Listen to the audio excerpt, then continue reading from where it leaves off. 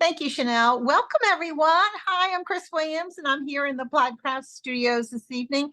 So happy to be here for our Michael's Community Classroom project this evening. And along in the studio here in Plaid with me is Stephen White. Stephen's going to help us with all the moderation for this evening. So if you have any questions, be sure and kind of type them out in the chat, and Stephen will either try and answer them for you or pass them along to me.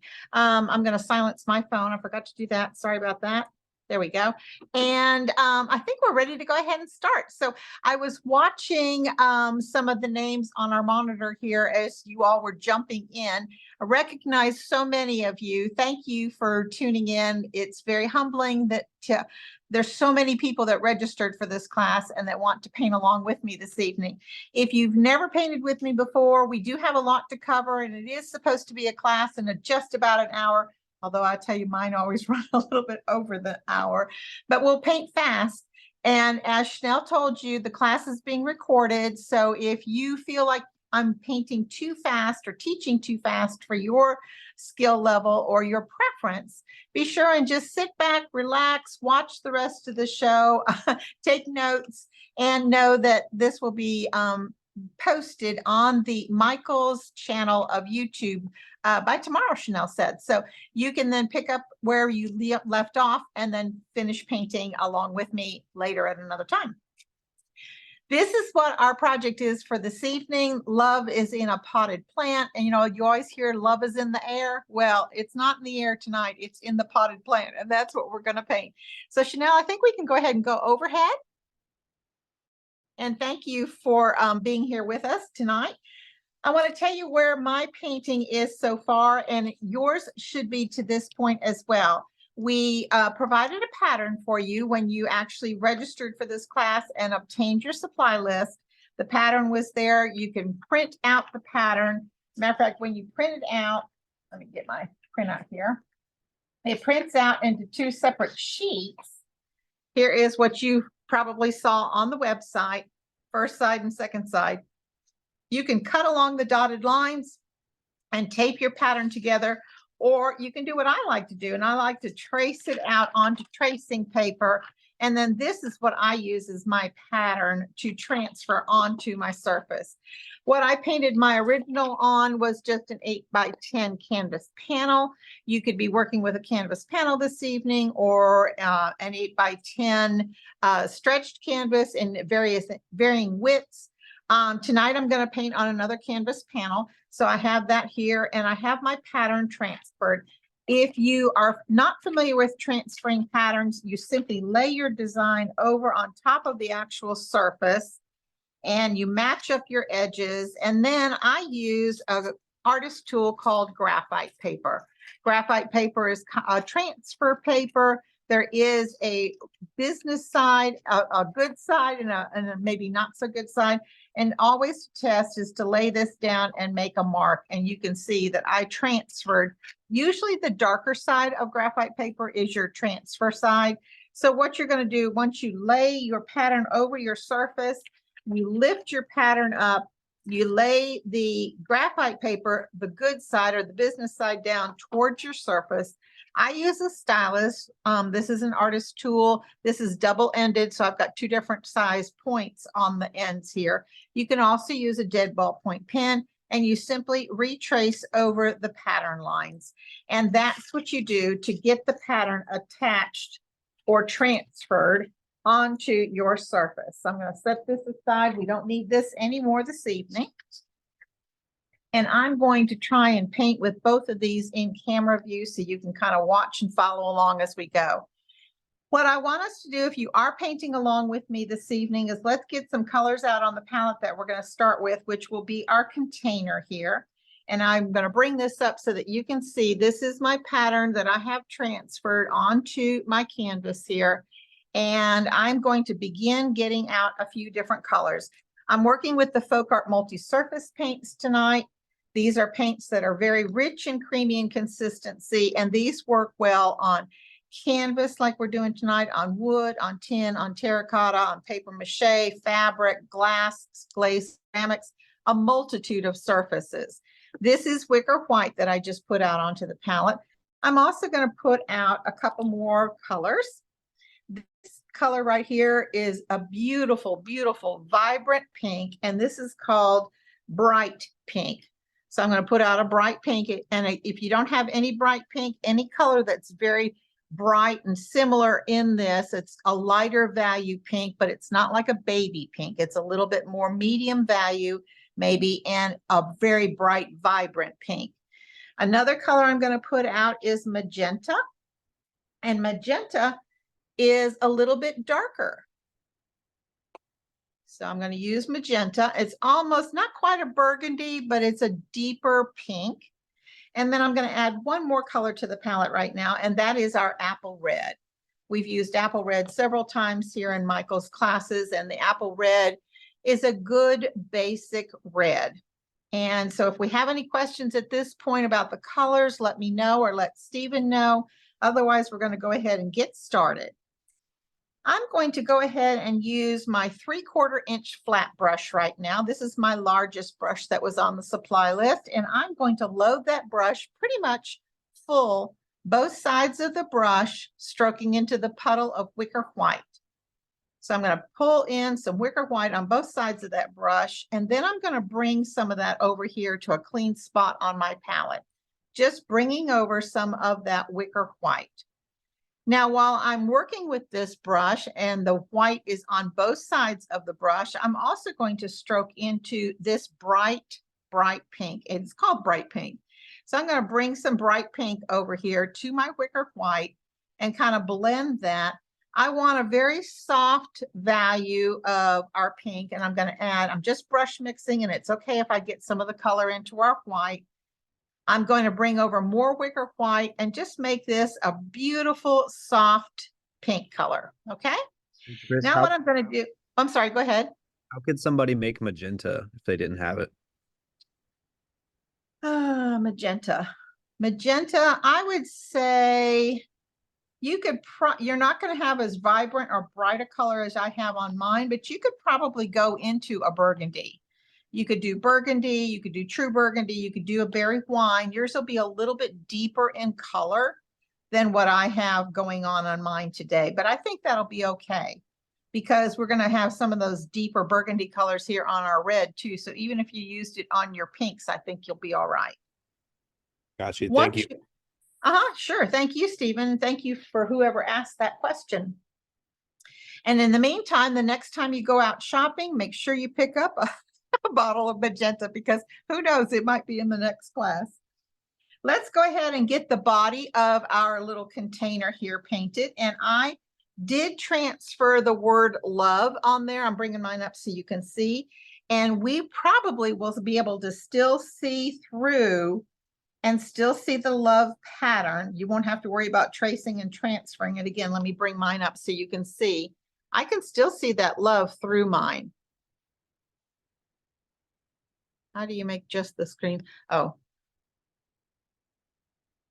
You're going to have to change this view setting on your Zoom to speaker view. And that's where you're going to see just what I'm demonstrating here. So again, I'm using my 3/4 inch flat brush, and I am painting in this, what is almost like a rectangle. We're not going to worry about the curved bottom here of this particular vase, like sometimes we do on vases. It's straight across the bottom and it's straight at the bottom corners here. This is a very simplistic, maybe even a little more elementary level project. It's great for people of all skill levels, from beginners to more experienced people. And we're just going to kind of paint in this pink here. So I'm going to take my paper towel off to the side, and I'm going to pinch the bristles of my brush just to remove some of that excess color. Now what I'm going to do is quickly pick up a little bit of white, just white this time, and I'm just going to kind of add some of that in a very wispy style. I'm just kind of brushing it into the center of our container here. And I'll lift this up so that you can see what I've just done. Just lightened this. Let's see if I can get there we go. Can you see where I just kind of use brush marks to put a little bit more white here in the center of our container? And then I'm going to wipe my brush one more time to remove that white paint. And then I'm with my brush, not washed, not cleaned in water, but just wiped free of the paint. I'm now going to pick up a little bit of this bright pink here, and I'm going to dip just a corner of it, and then I'm going to come to where the area where we were mixing those colors first. And I'm going to blend that on the width here of my 3/4 inch flat brush. I want this darker bright pink to be just on one corner of the brush, keeping that one corner close to the edges of my little container. I am going to start here along the side, right up underneath that rim. And you can see my brush, I'm just patting that color on. And if you feel like you've run out of some of that bright pink, come back and pick up a little bit more pink, but always blend on your palette first before you go straight to your project. So we are kind of shading the exterior of the jar shape, where the brush is inside the jar, but we are shading the outside edges of this piece. And again, it's kind of more almost rectangular, if you will.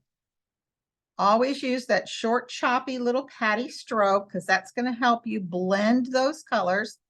Your base color that we mixed, that lighter pink, is probably not dry. You're probably still wet underneath here. And that is perfect. We want these colors to kind of blend well into our vase. How many of you have already decorated for Valentine's?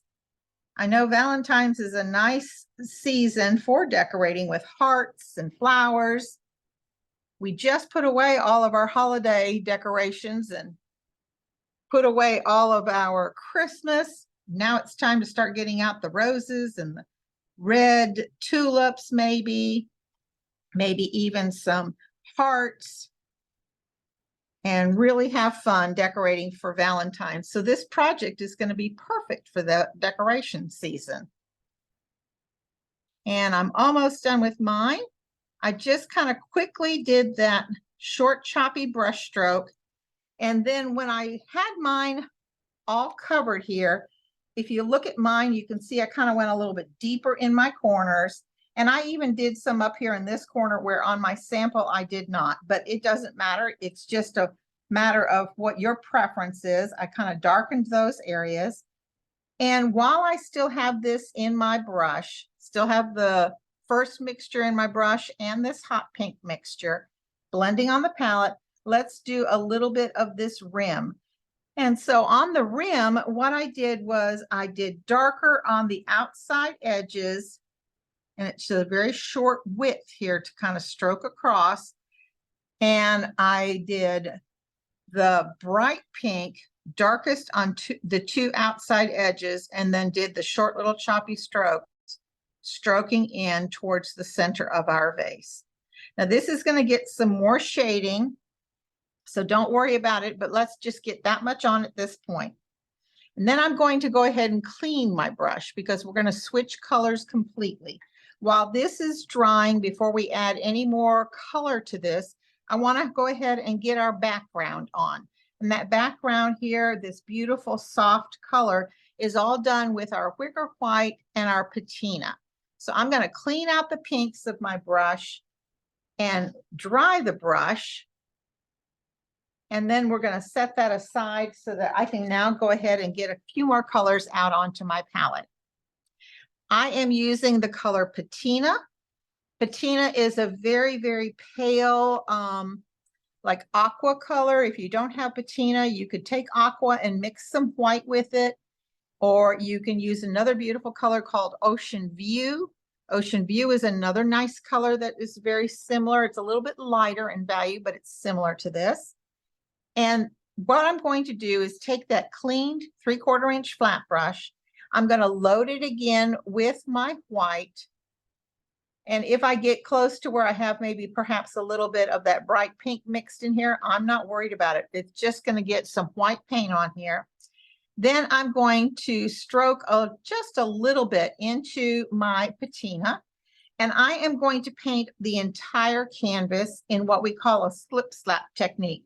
It's done very quickly, and I am basically slipping and slapping, slipping and slapping. And then I'm going to start picking up a little bit more paint, more white, more patina, just as you see fit, however you want your background to look. And I am overlapping these strokes, slipping and slapping on top of what I already have. So let me bring that up so you can see it's a very soft mottled effect.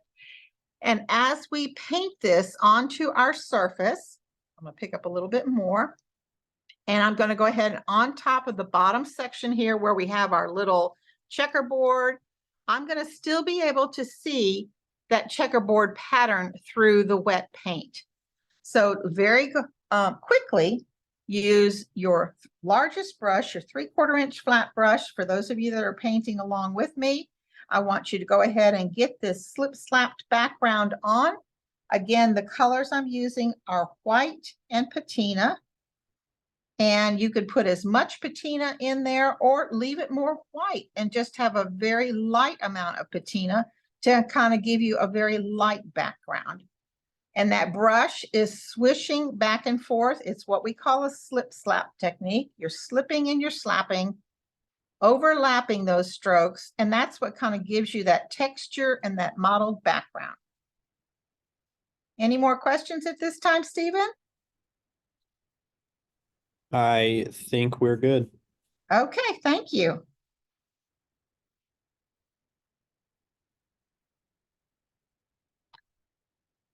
I'm gonna continue working on mine down here. Adding a little bit more patina, a little bit more of my white where I see fit. Be careful as you go around the sides or the edges of the vase that we just kind of painted. And when we get to the top part here, turn your work around. If it's easier for you to hold it in one way or another, don't try and work with everything in a difficult position. Always turn your work to make it as easy for you as possible. Okay, and I think I've got mine pretty much the way I want it. I'm going to put my brush down for just a moment, and I'm going to pick up a heat tool that I have here, and I'm going to go ahead and turn this on, and I'm going to heat dry mine for just a second.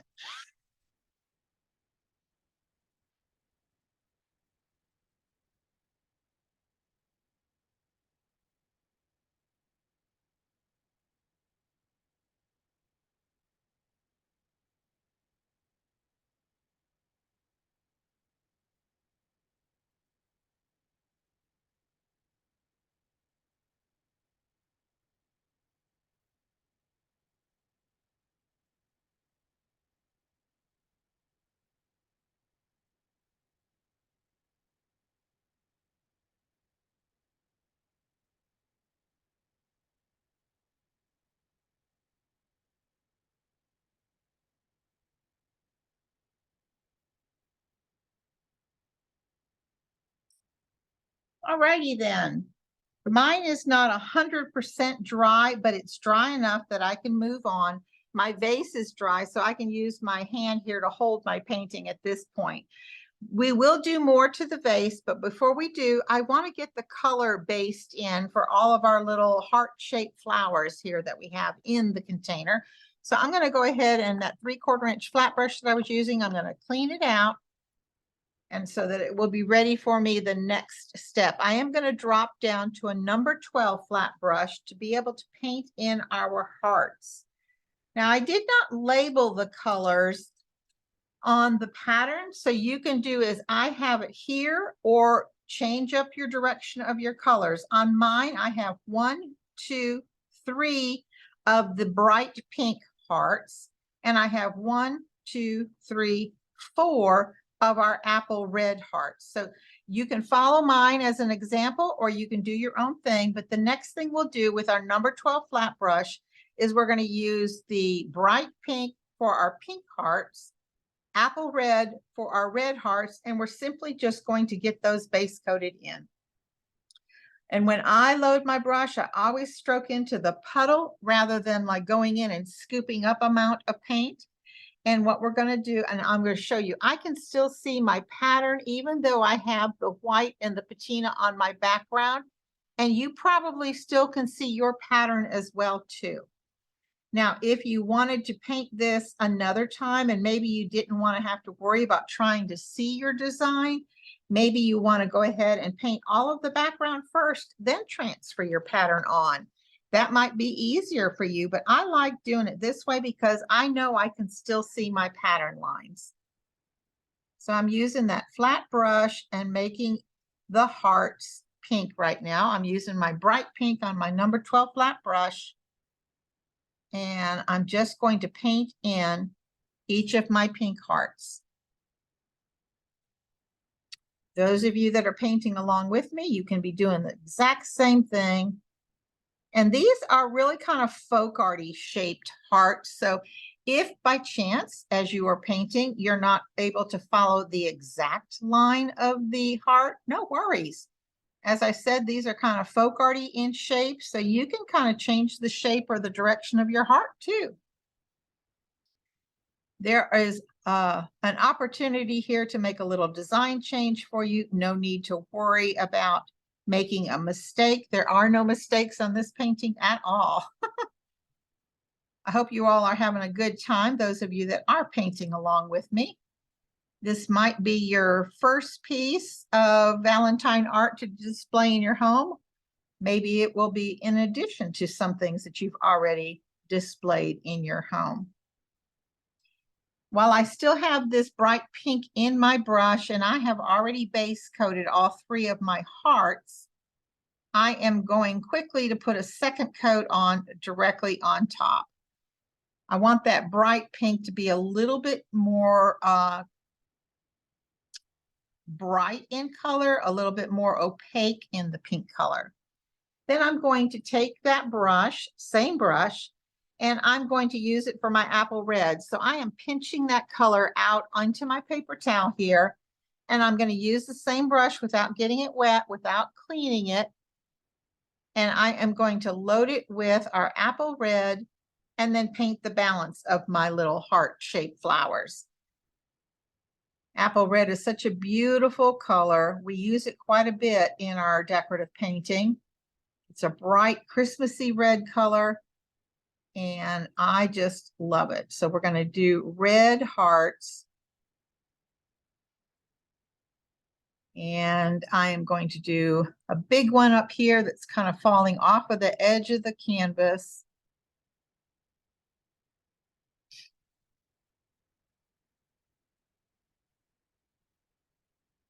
Allow your brush strokes to kind of do some of that work for you.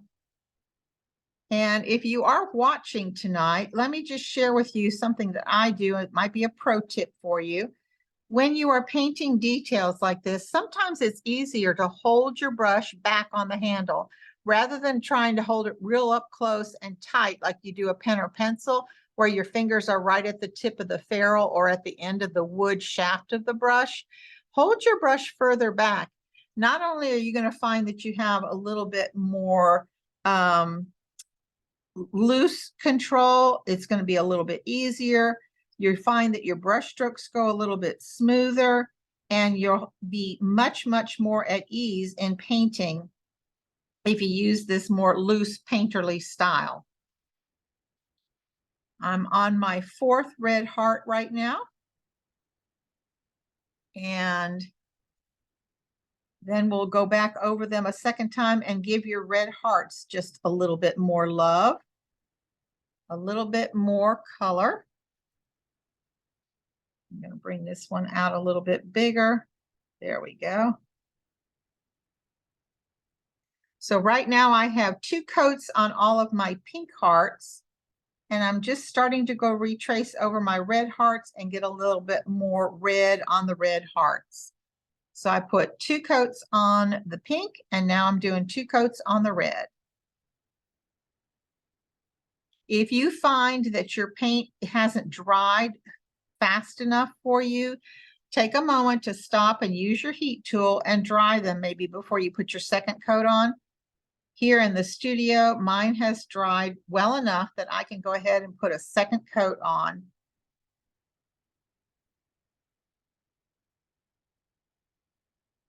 And there is my red heart with 2 coats. I'm going to go ahead and clean this brush in the water because I want all of the red out of the brush first before we go on to the next color. So I wiped some of the excess off onto my paper towel.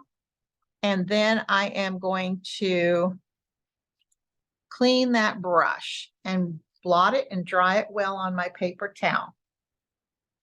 All right, let's go back to our little vase here.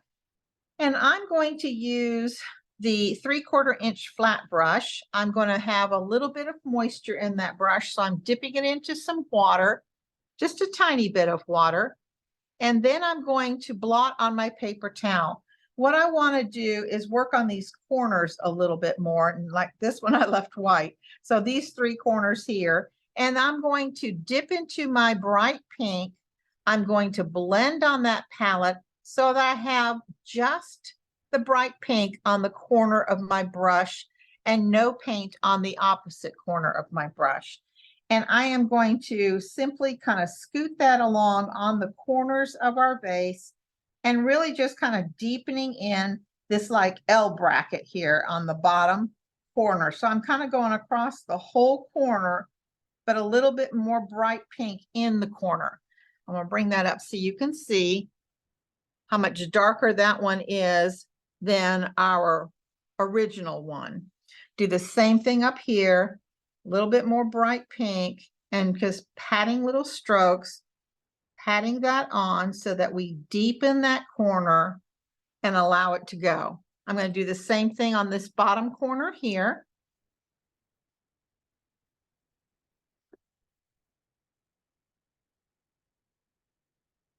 And deepening this corner, and then I bring it out into the body of the little vase. I'm going to clean that brush, and just so that mine that I'm painting tonight is going to look like the original, I'm going to add a little bit of white on the corner of my brush and come back over this top, as we're looking at it, the top right-hand corner of my vase, and I'm going to lighten this a little bit just so that we're more like the original. And it won't look funny to you as you are painting yours. Okay. Now what we're going to do is we're going to come back with a little bit of our magenta, and the magenta is that deeper pink or rosy color. That is what's going to really kind of begin to accentuate the areas of our vase and really deepen these bottom corners and that upper left corner. So I'm going to use this same brush. Again, it's my 3/4 inch flat brush. I'm getting just a little bit of the magenta on one corner of the brush, blending on the palette. We want that magenta on the corner of the brush, not so much across the width of the brush. And it's the same movement. We're going to keep the dark color towards the corner, and it's that same short, choppy, patty stroke, okay? So we are patting that deeper color here into the corner, but maybe not bringing it out as far as we did that bright pink. And can you see how much darker that magenta made this corner versus this corner? So again, it's the magenta, and I'm going to do the left side of my vase. I'm doing across the top here. So I did this corner here, and I did this corner here. Now let's go ahead and do the bottom right corner. Same technique, a little bit of magenta on the corner of my brush, using short, choppy, patty strokes, bringing that color up the side here. And there we have our vase. At the very, very end, I came back, and if you want to, you can. And I did come back and add a little bit of our apple red on top, but I'm going to let that go for now because I want to work on this little rim here of our vase. And as I hold up my finished piece, you can see that the rim has darker color on both of these outside little corners. So while we have that brush loaded with the magenta on the corner of the brush, we're going to keep the magenta side towards the outside here. We'll flip it around and do the outside when it's up on the right-hand side of it. And what I want to do is load that brush, always blend on your palette before you go to your surface. And I'm just going to start that dark color right here on the outside of our little rim, and I'm going to pat towards the center. I'm not going to carry it all the way across. And when we do the other side, I'm going to do the same thing. I'm going to blend on the palette, keep the magenta side of my brush. See, the magenta side of my brush is going to be to the outside here of this little rim. And I am going to bend with a little bit of a curve here on this outside edge. And then I'm going to do the short little choppy strokes, bringing it in towards the center. And what we're going to do is just have that dark color here on the outside edges, not all the way here into the center. Hope that makes sense for everyone.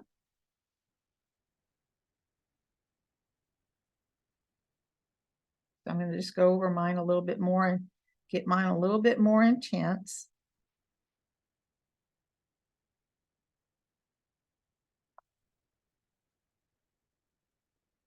Oh, thank you, Sue. I just happened to look up and look at the monitor. I just saw your comment. Thank you so much.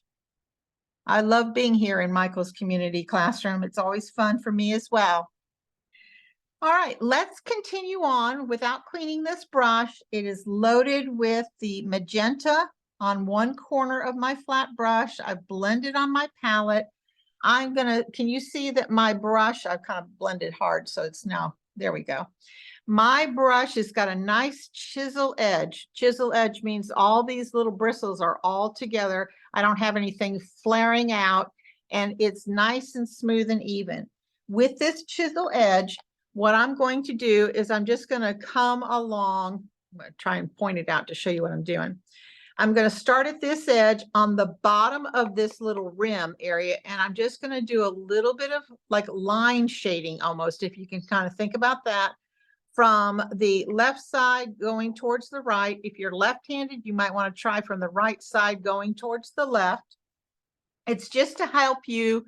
Right now, you can see that these aren't completely separated. So what we're going to do is we're going to separate that rim very lightly. I'll give a little bit of water to mine. Very lightly, chisel edge with the magenta at the bottom of that rim, kind of make a line to separate it from the body or the base of our little, the vase, from the body of the vase. So the rim now is separated. And I think I'm going to pick up just a little bit of white and lighten the top of mine a little bit. You don't have to, but I'm just going to give myself a little brightness here in the center.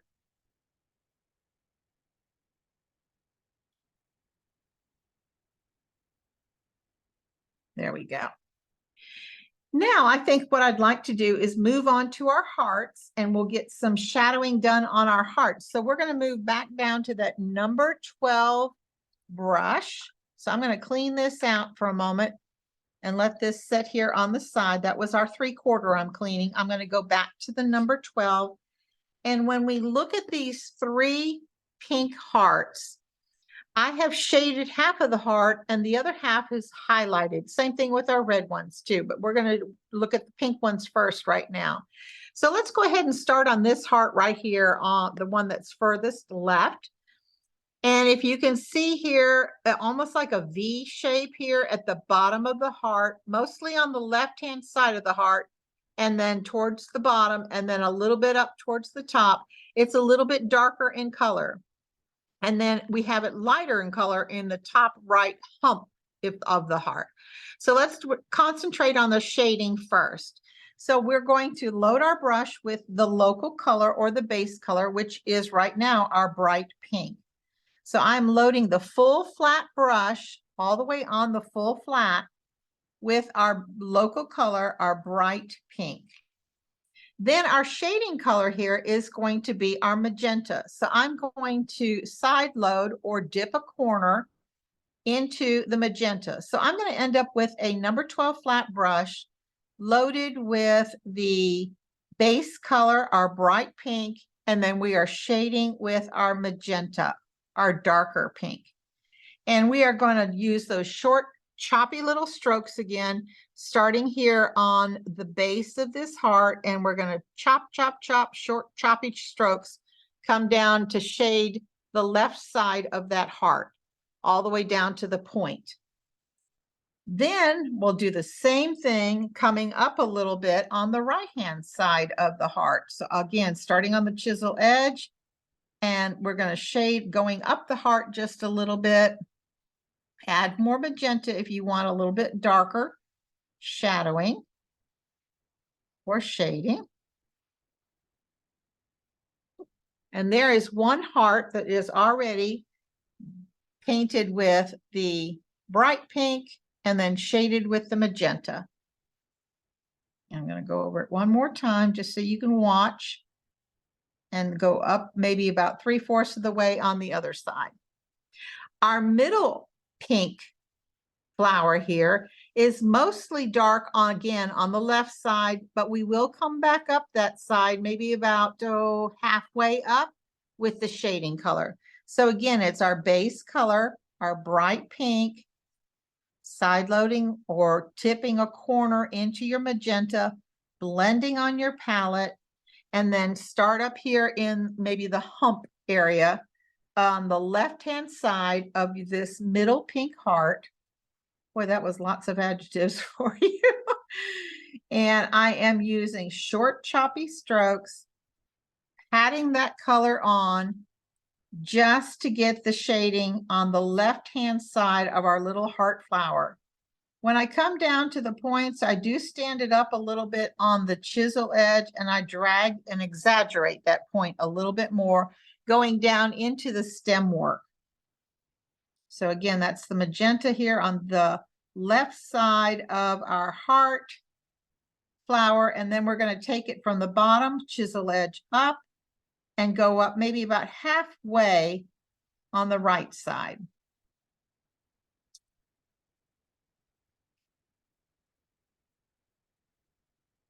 And for our last heart, we are, and that would be this tiny little one on to the right-hand side.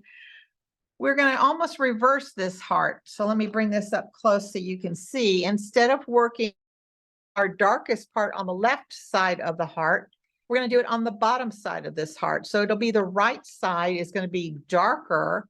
And then we're going to just take it up a little bit on the left side, maybe halfway up. So it's the exact same technique, but we are reversing those strokes. Again, it's still the light pink or the bright pink, a little bit of our beautiful magenta color. And then I'm going to start here at the bottom and I'm going to bring it up along the full side here on what is the lower half of this heart, all the way up into the curvy part at the top here. And then on what would be the top part of the heart, I'm only going to be about halfway coming down into the tip. And this again is our bright pink and our magenta. Bright pink and magenta. I'm going to soften that a little bit. And then what I'm going to do is I'm going to clean these colors out of the brush. We're still going to use the bright pink, but I want that magenta out of the brush. And on my palette here, I'm going to add a little bit more of my Wicker White because I've used a lot of that on the backgrounds. So what I want to do now for the brightness of these three hearts is I'm going to use the number 12 flat brush. I'm going to load it in our base color, our local color, that is our bright pink. And instead of side loading for the shading, we're going to side load for our highlight, and that's going to be our white. So let's load it up both sides with our bright pink. Then we're going to corner load, or we're going to even tip to get a little bit of white on one corner of that brush. blend on the palette. So we have Wicker White and Bright Pink in our number 12 flat brush.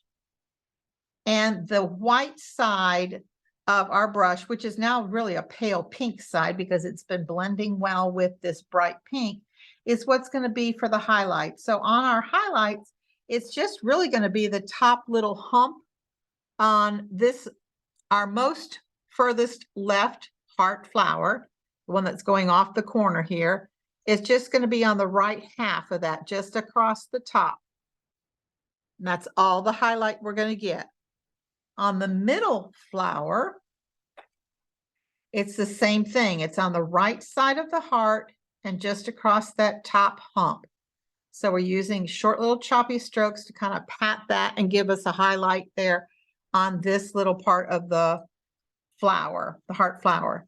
Our last one here is just the opposite. It's going to be the top hump, but it's on the left-hand side of our heart flower. So we can turn our work around and pat that white towards the outside or top edge there. And our pink ones are all done. So let's go ahead and clean the pink out of our brush because now we're going to use our apple red. But before we get too much further, let's add a little bit of our licorice, or if you don't have licorice, pure black would work too, out onto your palette. You want just a tiny little bit of black. I'm going to use the same number 12 flat brush that we used to base coat our red hearts. We're going to load it with our local color. Again, that's our apple red, both sides of the brush with apple red. Now we're going to do a little brush mixing to do our shading on these red flowers. And you can see how deep that shading is on the red. It's almost a deep, deep burgundy, but we're going to use our black to create that burgundy. We're going to brush mix so that it will be in your brush all at the same time. So apple red and a tiny, tiny, tiny little touch of our black. Blend on the palette, and the black is only on one corner of the flat brush. I'm going to flip my brush over to blend on this side. I've got lots of apple red in my brush, blending with that tiny, tiny touch of our licorice. And looky here, I've got a brush that's beautifully loaded with apple red through the majority of the brush, with just a tiny little touch of that burgundy shading here on the one corner of that brush. And with that, I'm going to keep the darker side that had our licorice in it, that's now turned into a burgundy, on the bottom side of our heart. So again, I'm going to start on the left-hand side here. And so this heart right here is what I'm working on. When we look at this heart, it's the left side of the heart and going up a little bit on the right. That is going to be shaded with our deep burgundy color that we have brush mixed using apple red and our black or our licorice, whichever you have. Just lightly brush that on the left side of the heart. I'm going to load my brush again, blend on the palette. I'm going to start on the chisel edge, just like we did our pink ones, at the point of our heart, the bottom or the base of the heart, and I'm going to come up a little bit on what is the right side of the heart, maybe about halfway. So now I have a heart here that is blended and shaded with our apple red and our licorice. Let's do the same thing to the other three hearts. So working now with this heart here in the middle, I'm going to start on the left side of the heart. Let me get a little bit more licorice. Always make sure you blend well on the palette. If it seems very stark, add a little bit more apple red. You can even stroke away from where the black is on the palette and use less black and more apple red, and that'll get you a nice deep burgundy. And I'm going to start again on the left-hand side of this heart shape, going all the way down to the tip, short choppy little strokes, reload my brush, start on the chisel edge, and bring this up on the right-hand side of the heart, and go up maybe halfway. You could even go up 3/4 of the way. I'm just kind of shading this heart here. One thing I can tell you as a pro tip, when you always blend, shade, and highlight using this wet on wet technique, in other words, I'm not floating just that burgundy color on my hearts or my flowers. I'm using the base color, or what we often call the local color, in my brush at the same time. That gives you a much smoother, even blend of colors than if you were just going to try and float color on. So try, if you're not familiar with that technique, try it. And I think you'll find that you like it, and it will be a much softer, more smoother, even blend. The other thing is to always try and use those short, choppy little patty strokes rather than trying to make long, smooth strokes. Our big red one up here, while I was talking, I did go ahead and put the shading color on, and I did the left side and up to the right, but I went maybe 3/4 of the way up on the right on that one. And this last tiny little heart that's just kind of barely hanging over our little pot here, we're going to shade almost like this one. We're going to do the left side and a little bit of the right side. And I am, again, keeping the dark side of my brush to the outer edge of our heart. Chisel edge and come up on the right-hand side a little bit. And I think I'm going to come up almost to the bottom because this is at the bottom of our design there. So there's our little hearts. Now on the red hearts, you can come back and add a little bit of a highlight if you want to. These I did not. I only let the shadowing be a little change for them. If you want to highlight them at all, the only thing I think I would do, and it's not going to show up that much, is just take a little bit of your magenta. I don't want to even add any white to this. I just want to have the magenta, and the magenta can go in the upper right-hand corners of these with just a little bit of color. Not much is even going to really show against the red, but you could add, this one right here has some magenta in that upper right corner, but I don't really think it's necessary. You can add it, but you don't feel like you have to because that magenta is not going to show that much. On this one, I might do it on both little humps here on this, and this one I might only do it on the top. Just a little added extra if you want to, but don't feel like you have to because that magenta is not going to show that much. All right, let's clean our brush and let's get ready to move on to the next section. Let's get some more colors out onto our palette. I hope everyone's doing well. We're going to start adding our greenery here in our vase, and that greenery is all done with 2 different greens. Let's go ahead and squeeze out a little bit of our classic green and just a little bit of our lime green. So the classic green is like a medium value green. The lime green is a bright yellowy green. And what I'm going to do for this, for all of our greenery, is I'm going to use a flat brush that's not our 3/4, not our 12. Let's go ahead. If you have an 8, let's drop down to a number 8 flat brush. What I want to do first is load my brush with just the classic green. So let's get both sides of this flat brush. This is a smaller brush. And I'm going to load both sides with my classic green. And what I want to do now, using the chisel edge of this brush, I'm just going to draw in these lines, the lines being the stems or the veins of our little plant here. So let's go ahead, and I'm holding my brush so that the chisel edge is flat to my surface. If I do it like this, you're going to only see the top of my hand. So let me do one here off to the side. I'm going to start here at my vase, and I'm just going to wiggle a little bit of that greenery going up. Did you see how I was using just the chisel edge of my brush? Load that brush again, and I'm now going to go up again. And it's better to take it from the jar or the vase going out, because you want a thinner line up at the top. Just go ahead and put all your little greenery in. This is just solid right now, chisel edge of your smaller flat brush. And I am using just the classic green.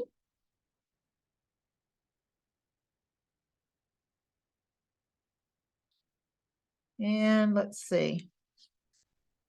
We can add a few more here and there.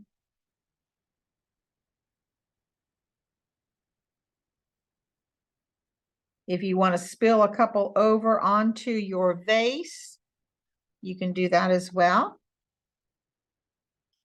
And I think I've got enough there. So now what I want to do is right now we need to also connect our little flowers. So let's take from the base of each of our hearts, same brush, loaded the same way. Let's now connect our flowers to the vase.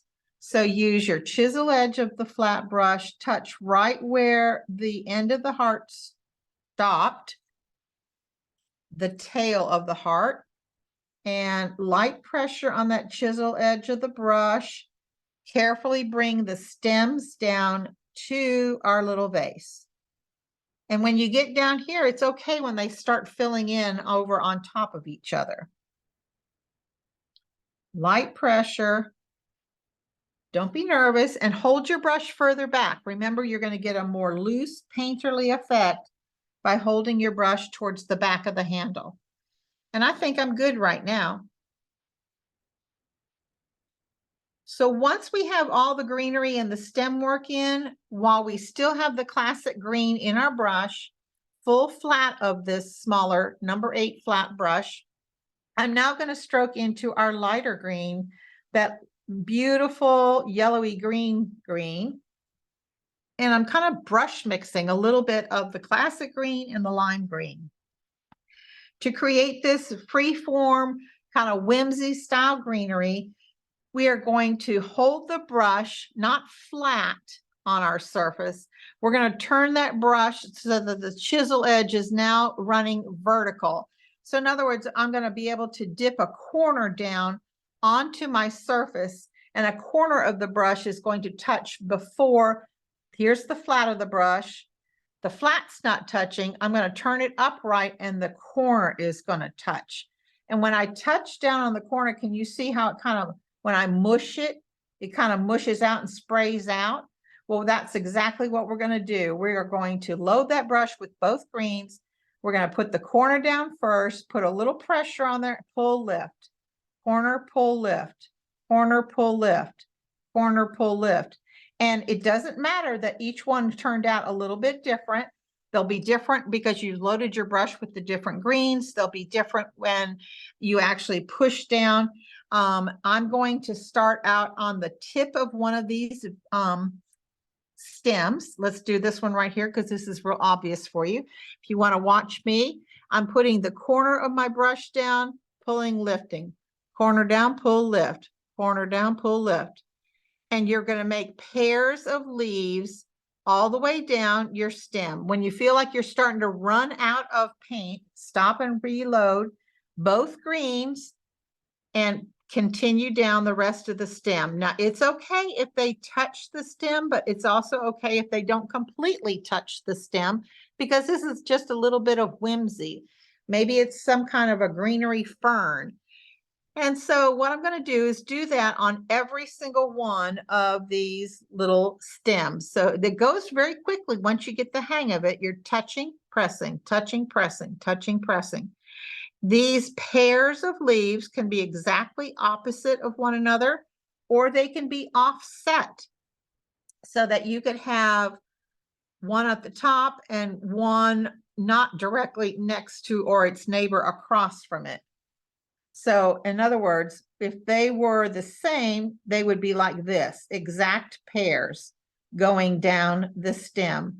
So you could do something like that, or if you want to offset them, you could have one here, skip down, one here, skip down. So they could be offset too when you see that stem down there. So have fun, just add these little stems of greenery on yours.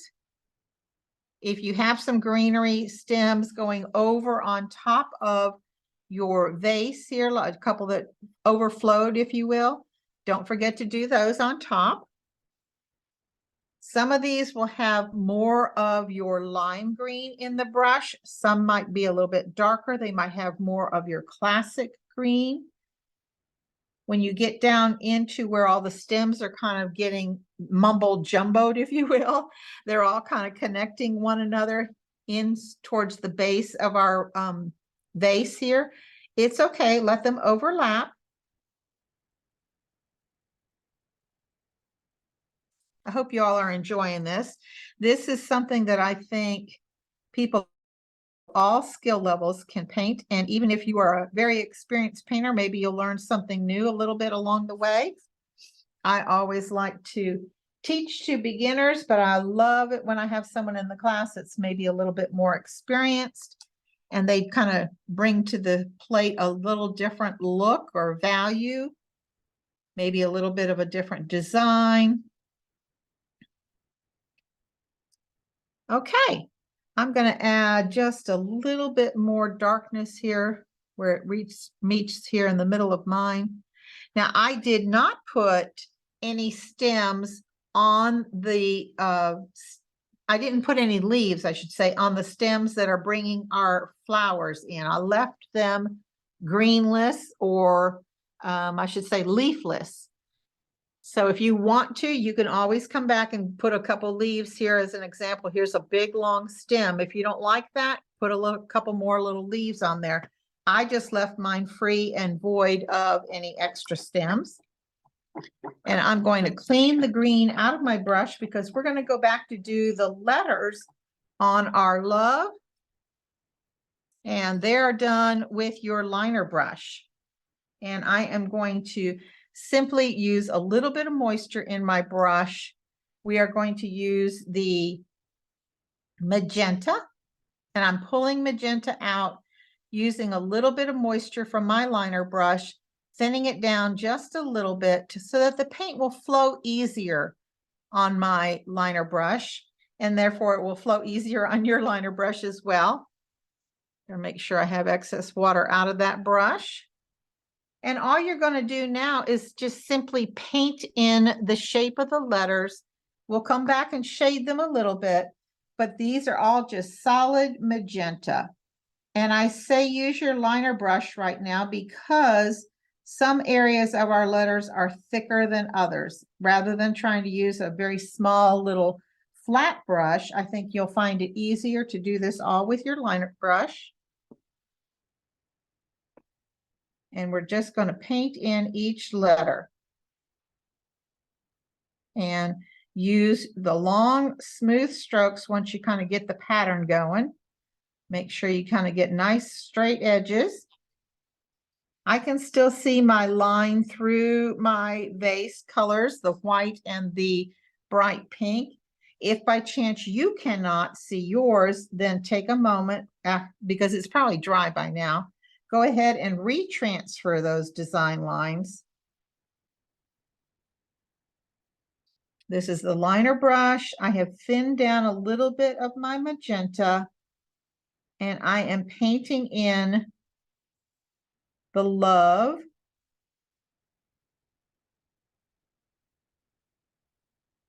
Thinning down with a little bit more water as I see fit.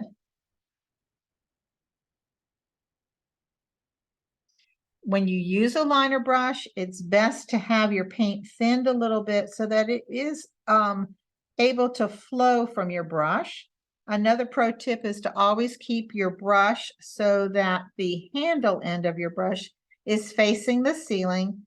You're using just the tip of the brush facing down towards your surface. I think I looked up and saw a compliment. Thank you. I appreciate each and every one of you that tune in to all of our classes here on the Michaels Community Classroom. While we're filling in our letters here, Stephen, have there been any questions that I need to address? No, I think we're good. Okay, thank you. And I appreciate you, Stephen, for being here with us tonight. All right, I'm on my V. Now, I know lettering and liner brush work is sometimes something that causes anxiety or causes people to be a little bit more anxious. Perhaps you're a little bit slower when you can do this. Take your time. I'm not meaning to rush you tonight. I'm just trying to get through the hour that we're supposed to be done within. So if you find that you would rather do this lettering after class, when you have a little bit more time, you can be more careful with your strokes, please do so. On the widest part of these letters, you can also just kind of fill in like two long lines and then come back and almost like your color book painting, color in between the lines. That might make it easier for you. And I am going to give myself two little sections here. Now I have painted mine all in with the color Magenta, but I want you all to look up here for just a moment and look at my love lettering. Can you see that it is darker at the base of the letter, like as an example here on the L, at the bottom of the O, the bottom of the V and the E? It's darker, it's weighted, heavier, darker at the base of these. So what we're going to do is we're going to take that brush with that thinned magenta in it and bring a little bit over here onto the palette. We're going to tip just the tiniest little corner into our black. Remember, black is a very, very strong color. It goes very far, very quickly, very fast. So just a little bit of black into our magenta. That's going to deepen this magenta. And you can see already on my palette, it is really deepening it. So with this thinned, deeper magenta, I'm now at the base of each of these letters going to touch down. I'm going into my green here. Let me wipe my finger, sorry. We're going to touch down and pull up. And if your letter is still wet, that's okay. So it's just a little bit. What I did, I'll bring it up here so you can see a little bit more. I touched down at the bottom of the letter and just pulled and lifted up. And we're going to do that on each of the letters here at the bottom. Start at the base of each letter and then pull up. It's a touch, pull, lift. And then I'll do it on, I skipped my O here. Going up, going up. This just gives a little bit more desire of design, if you will, to our lettering. And then this darker color is also then on each of these little trim sections on each little letter. The little lines that you see. That is all done with this darker color. And a little bit right there. And that's all there is to the love. One more thing we're going to talk about, and that is our little textured gingerbread here, or checkerboard at the bottom of our design. And then we'll also talk about the splattering that you see on here. So to do the checkerboard, it's simply your number 12. You could drop down to a number 8 if that's more comfortable for you. I think I used the number 12. Yes, I did. Number 12 flat brush. And it's solid patina, which is the color that we used to do our background. So just load that brush up nice and full. And I make sure my chisel edge is really good on this flat brush, because you want to be able to take every other square and make it your darker square. So if you want to look at mine or keep the pattern nearby, you can do so, or you can alternate differently. I'm going to start, and again, I'm going to show you, I can still see my checkerboard pattern. So I'm going to start at the top of my checkerboard square, and I'm just simply going to stroke down to the bottom. And then when I come back, I reload my brush again, nice chisel edge. I'm going to start at the bottom and I'm going to stroke up. And there's one little square. And that's all there is to painting the little checkerboard here.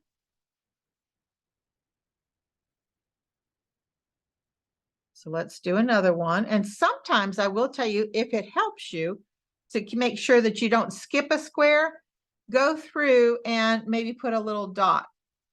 Something like that might help you determine, so that you'll know where those colors are supposed to be, and you don't by chance accidentally skip over an area that might have been a certain color.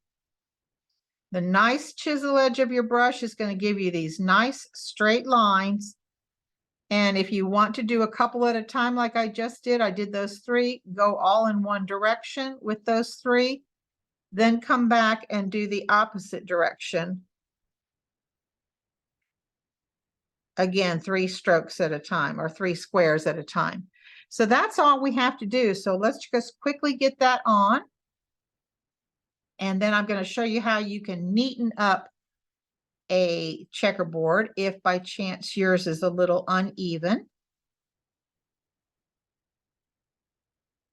You want it to look uniform. You want it to look like a beautiful checkerboard. I just did 4 in one direction going down. I'm going to come back and bring up from the bottom of each of these little squares.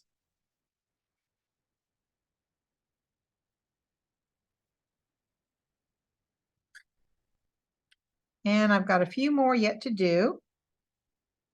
The bottom of the vase coming down.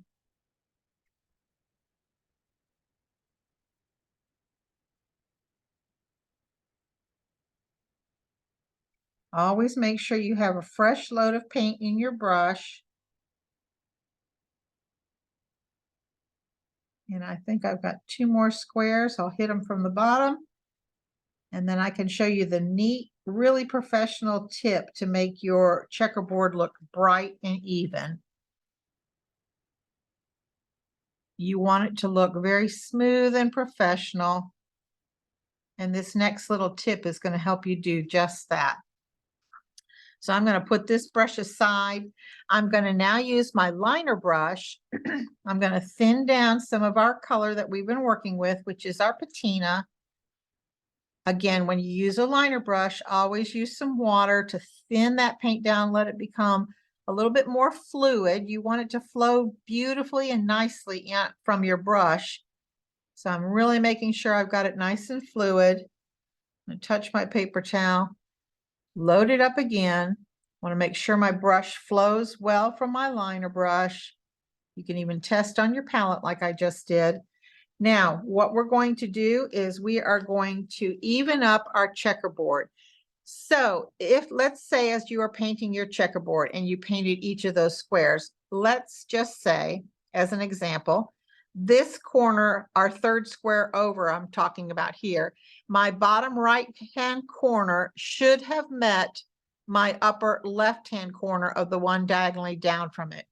If yours don't, and not all of mine do, the best way to come back and clean this up to make it look like they are all touching is this liner brush trick.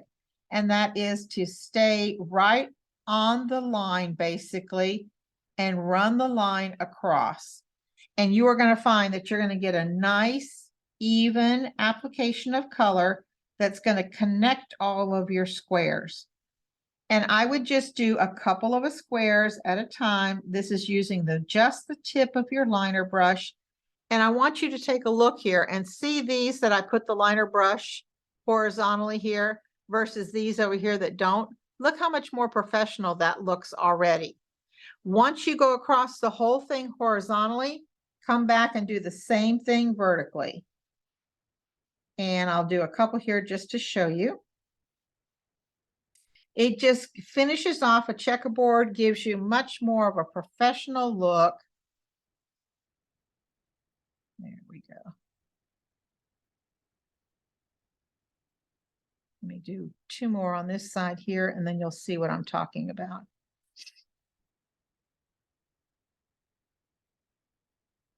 Okay.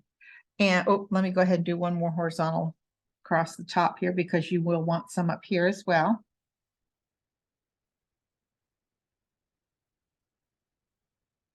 Practice with your liner brush. Practice, practice, practice. Okay, I want you all to take a look at mine now. I'm not going to take the time tonight to do the whole checkerboard, but look at this side here where I've added the line work versus this side that does not have the line work. Isn't that much more professional, and it looks more blended? It looks like it's more unified. That's what this tip with the liner brush is going to do for you, and it's just going to make it that much more beautiful. Now let's talk real quickly about the balance of this background, and we are done. So when you look at mine here, you can see my corners are darker. Here being a corner and here being a corner. Those are all done with my 3/4 inch flat brush. It's also done with my patina. So I'm going to pick up a little bit of patina on the corner of my 3/4 inch flat brush. And I am going to just come along. This background is now nice and dry, short, choppy, patty strokes, adding a little bit more patina in the corners. You can do this wherever you want to add a little bit more pizzazz. On this particular piece and many other things I do, I often like to shade my corners because it's an optical illusion. You want the plant and your love to be your hero. You want this to be the center of your design.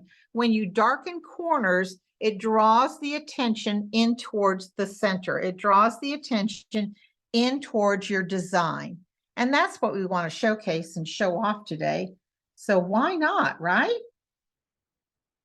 So I'm going to add a little bit more here in the corner, bring it across the top here where we added that little line of patina, and a little bit in this corner here.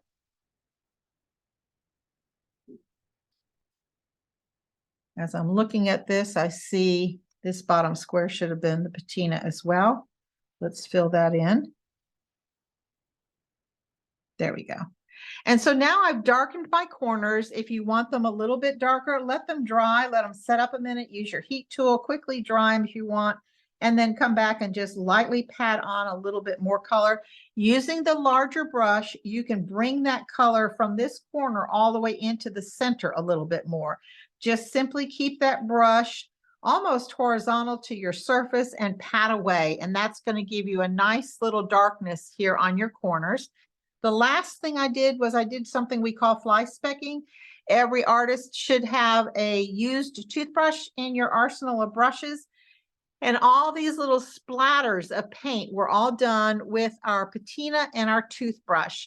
And what I did was I used exceptionally more water this time than when we do normal fly specking. The more water you have in the paint mixture, the more loose the splatters are going to be. You're going to get bigger splatters, bigger fly specks of color. And I wanted, because this is a very loose, free-form design, I wanted my fly specking to be very loose and free form. And so I added more water this time.